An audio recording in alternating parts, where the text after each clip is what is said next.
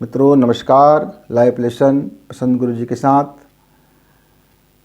ज्ञानी क्या कर्म नहीं करते, ज्ञानी कर्म करते हैं तो कैसे कर्म करते होंगे, अज्ञानी का कर्म क्यों सार्थक नहीं होता, अज्ञानी का जो भी कर्म है उसका वह दुष्परिणाम क्यों पाता है, अज्ञानी का किस तरह से अपने जीवन को व्यतीत करता है, हमारे एक मित्र ने जिज्ञासा किया है। मित्र, ज्ञानी और अज्ञानी दोनों कर्मबद्ध है, दोनों को 24 घंटे अपना कर्म करना पड़ता है, दोनों को जीवन पर्यंत अपना कर्म करना पड़ता है। चाहे इस भौतिक संसार का कर्म हो, चाहे वह आध्यात्मिक संसार का कर्म हो, चाहे वह लोगों के बीच काम करते हो, चाहे वह अकेले में कोई काम करते हो, काम तो दोनों को करना पड़ता है।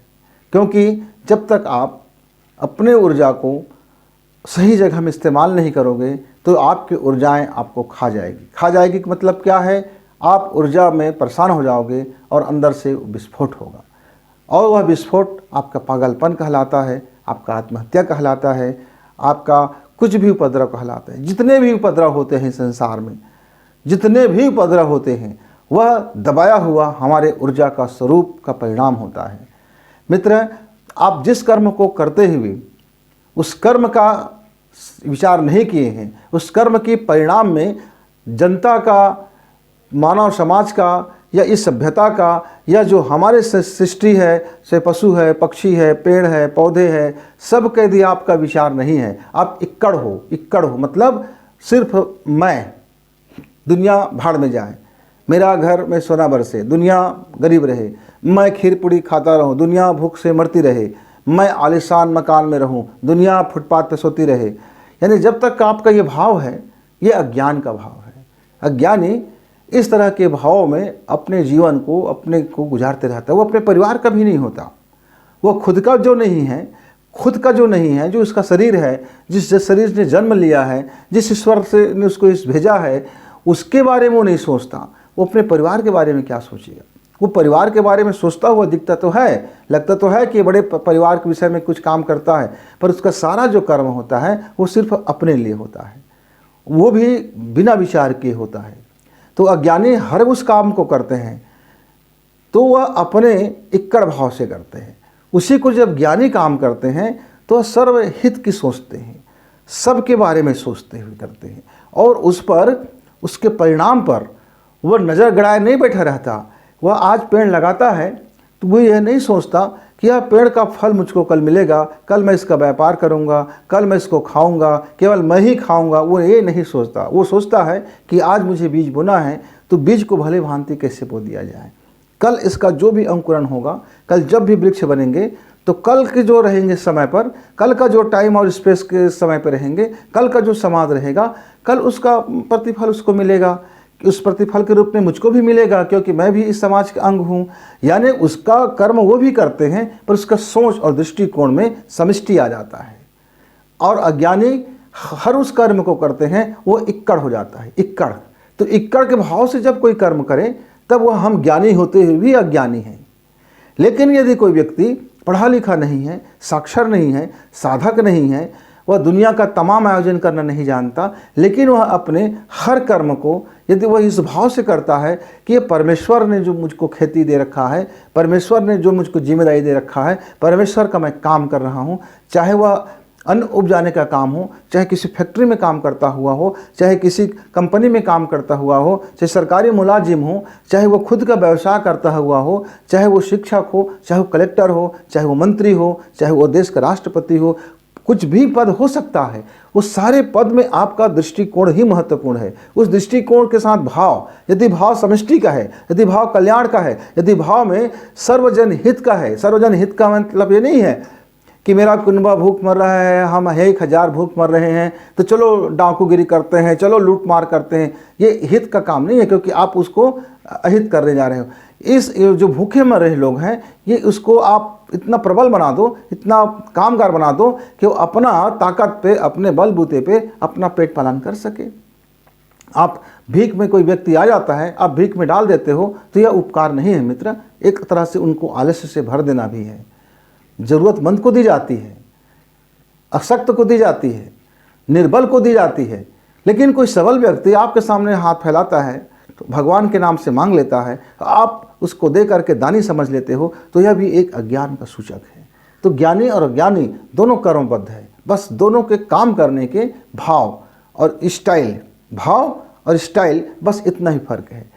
अज्ञानी उस कर्म को करके, उसी कर्म को करके वह तमाम तरह की चीज़ों को आप बैल मुझे मार करके तमाम संकटों को बुलाता है और अपने हानि कर लेता है। ज्ञानी उसी कर्म को कर करके परमार्थी होकर के ईश्वर का दुलारा हो जाता है, वह दैव शक्ति से लबालब भर जाता है। क्यों? क्योंकि उसमें पात्रता विकसित हो जाता है, वह इक्कड़ नहीं रह जाता है।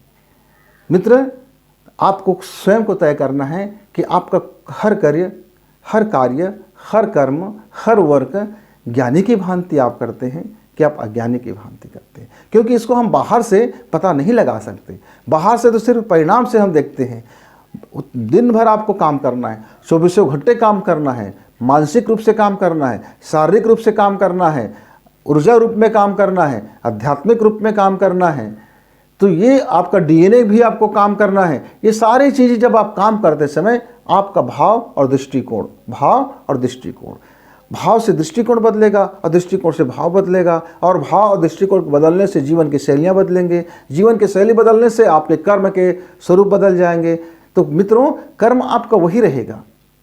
यदि मैं एक चपरासी हूँ तो मेरा कर्तव्य कर्म है मैं उसको करता रहूँ, लेकिन मेरे भाव में यदि मैं अपने मालिक के प्रति वफादार हूँ, अपने देश के प्रति वफादार हूँ, अपने काम के प्रति यदि वफादार हूँ, अपने काम के प्रति मेरी जिम्मेदारी हूँ, तो वह मेरा ज्ञान का कर्म हो गया। लेकिन मैं एक ज्ञानी की भांति, अरे यार चलो यार करना तो है, क्या है, चलो झाड़ू लगा दिया, चलो नहीं लगाया, क्या है यार, सब मस्ती रहते हैं, मुझे ही करना। हम जिस काम के लिए हमको मिला हुआ है काम, उस काम को ही तो हमको करना होगा।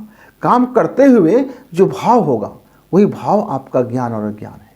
जैसे एक माता जी जब खाना बनाते हैं, जब भोजन पकाते हैं, जब भोजन पकाते समय यदि उसमें सद्गुण मिला रहा है, वो भाव से प्रेम मिला रहा है, वो सहृदयता से पका रहा है, वो बड़े लगन से पका रही है, वो बहुत अपने मन को शुद्ध भाव से और ईश्वर के अनुदानों से ईश्वर को स्मरण करते हुए और ये सुंदर सुंदर भाव से यदि वह भोजन पका रही है, तो वह भोजन खाना नहीं प्रसाद बन गया, वह भोजन ईश्वर का प्रसाद बन गया। लेकिन उस भोजन को पकाते हुए नाना प्रकार के उसके दिमाग में चल रहा है, वो ऐसा है, वैसा है, वो गंदा है, वो फलाने हैं, वो इमका है, वो ढिमका है, सत्यानाश हो, मुझको पकाना पड़ता है, ये करना पड़ता है, वो करना पड़ता है, मैं अकेले करती हूँ, वो करती हूँ।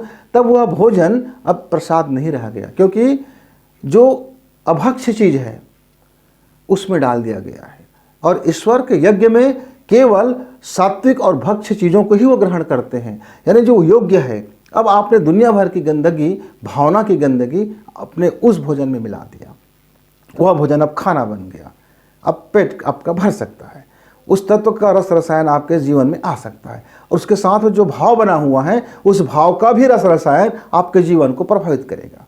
इसीलिए ज्ञानी का आडंबर शुरू हो जाता है कि भाई इस खाना में पवित्रता हो, खाना हम हाथ से बनाएंगे, हम उसका छुआ नहीं खाएंगे, हम उसका ये नहीं करेंगे। तो ये ज्ञानी का अज्ञानपूर्ण आडंबर हो जाता है, क्योंकि कोई नहीं जानता कि जो भोजन पका रहा है वो ज्ञानी है कि अज्ञानी है। उसके भाव ही, उसके कर्म ही उसको तय करता है कि अभी वह ज्ञान की अवस्था में है कि अभी वह अज्ञान की अवस्था में है। कोई व्यक्ति ज्ञानी और अज्ञानी नहीं होता, उस व्यक्ति का अवस्था ज्ञान का और अज्ञान का होता है। हो सकता है कि 24 घंटा में आप 10 घंटे ज्ञानी हो और 2 घंटे महान अज्ञानी हो सकता है कि 12 घंटे में 1 घंटा आप महान ज्ञानी हो और 11 घंटा आप अज्ञानी जैसे जीवन जी रहे हो। तो ज्ञानी होना और अज्ञानी होना कोई व्यक्ति परक नहीं है, ये समष्टिगत है, ये आपके भाव परक है, ये आपके कर्म पर आधारित है। तो कर्म तो दोनों को करना है, चाहे आप ज्ञान का चोला पहन के करो, चाहे आप अज्ञान का चोला पहन के करो, परिणाम में भिन्नता होती है। तो मित्रों, आपसे उम्मीद है कि आज से आप यह समझ गए होंगे कि आपको मदद मिल गया होगा कि हमारी अवस्था ही ज्ञान और अज्ञान का होता है। ज्ञानी कोई अलग से नहीं होता, अज्ञानी कोई अलग से नहीं होता। इसी शरीर में हम अपने कर्म का आधार पर ही हम उसको ज्ञान कर्म और अज्ञान कर्म के हम बताते रहते हैं।